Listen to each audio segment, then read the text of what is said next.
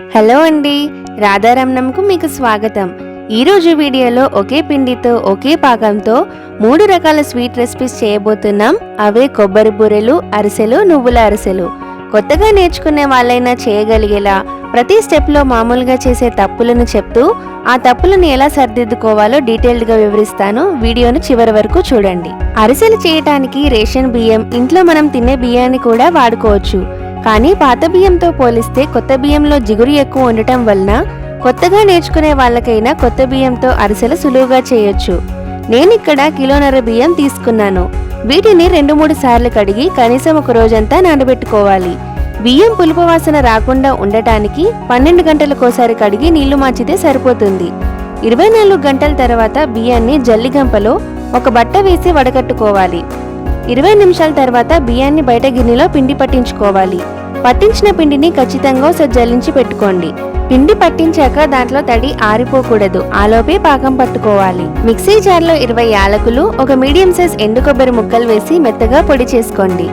పచ్చి కొబ్బరి బూరెల కోసం నేను ఒక మీడియం సైజ్ పచ్చి కొబ్బరికాయ తురుము తీసుకున్నాను. అరకిలో పిండికి ఇది పర్ఫెక్ట్ గా సరిపోతుంది. కిలోన్నర బియ్యానికి కిలో బెల్లం పర్ఫెక్ట్ కొలత. బెల్లం తురుములో కాసిన్ని నీళ్లు యాడ్ చేసి కరిగించి వడకట్టుకోండి. బెల్లంలో ఎంత కాదన్నా కాస్తైనా ఇసుక వస్తుంది కాబట్టి ఓసారి వడకట్టుకుంటేనే మంచిది.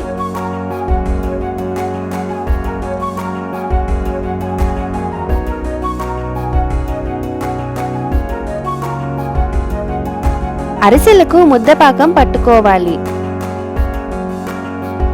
పాకం నీళ్లలో వేసినప్పుడు వీడియోలో చూపిస్తున్నట్టుగా ఒక మెత్తటి ముద్దలా అయితే సరిపోతుంది. పాకం రెడీ అయిపోయినట్లే.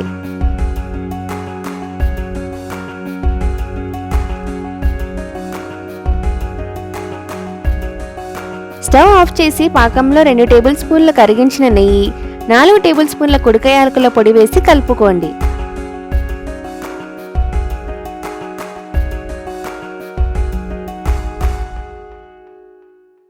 ముందుగా సిద్ధం చేసుకున్న పచ్చి కొబ్బరి తురుమును ఒక పాత్రలో వేసుకోండి.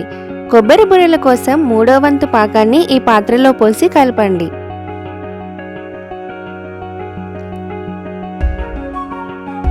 ఇప్పుడు పట్టించుకున్న పిండిని కొంచెం కొంచెంగా 2 పాకాలలో వేస్తూ కలుపుకోండి.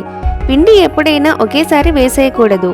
గిర్నీలో పిండి పట్టించేటప్పుడు గిర్నీలో కాస్త ఆగిపోతుంది, పూర్తిగా రాదు. కాబట్టి నానబెట్టుకునేటప్పుడే కిలోన్నర కంటే కాస్త ఎక్కువ బియ్యం నానబెట్టుకోవాలి.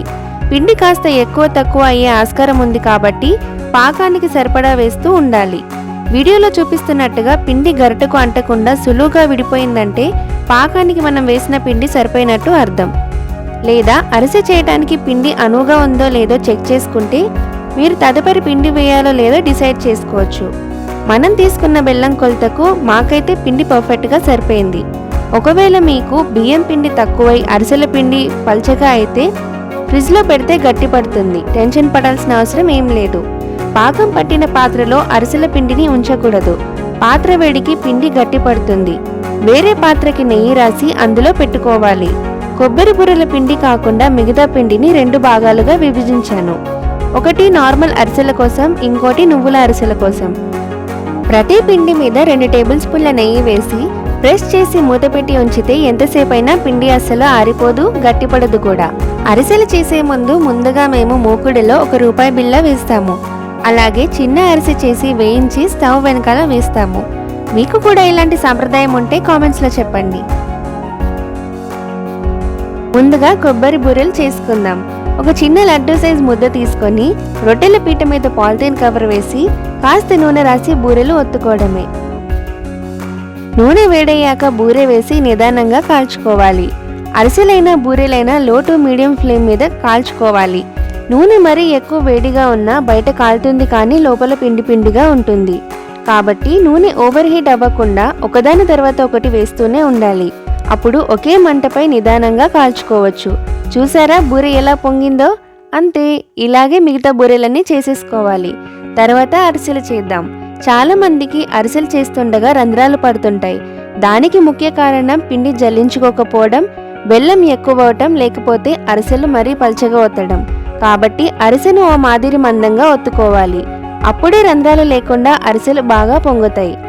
అరిసెలు మరలేయటానికి ఒత్తడానికి అరిసె చెక్కలు దొరుకుతాయి లేదా చేయించుకోవచ్చు. అరిసె వేగిన తర్వాత 2 చెక్కల మధ్య అరిసె నుంచి ఒత్తితే ఎక్స్ట్రా నూనెంతా కారిపోతుంది. ఈ మెథడ్ పాతకాలంలో వాడేవారు. దీనికి కాస్త బలం ఎక్కువ అవసరమవుతుంది. రెండో మెథడ్ అప్పాలు చేసే ప్రెస్ లాగా అరిసెలను ప్రెస్ చేసి ఎక్స్ట్రా నూనె తీసేయడం.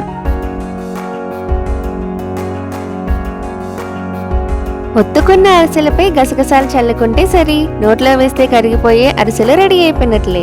ఇప్పుడు నువ్వుల అరిసెలు చేసుకుందాం. ముందుగా అరకప్పు నువ్వుల్లో కాసిని పాలు వేసి తడుపుకోండి. పిండి ముద్దను ఆ నువ్వుల్లో ముంచి కాస్త ఒత్తినట్టు చేస్తే మూకుట్లో వేశాక నువ్వులు చిట్లవు, ఇంకా విడిపోవు కూడా.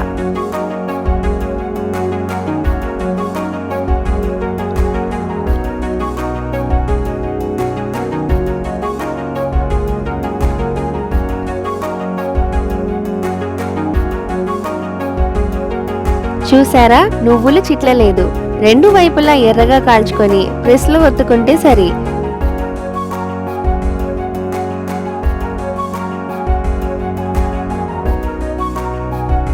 అంతే, నువ్వుల అరిసెలు కూడా రెడీ అయిపోయినట్లే. చూసారా, ఒకే పిండితో 3 వెరైటీల స్వీట్స్ చేసుకోవచ్చు. కొత్తగా చూసేవారికి అన్నీ ఒకటే కదా అనిపించవచ్చు, కానీ దేని రుచి దానికే. Like, share and subscribe.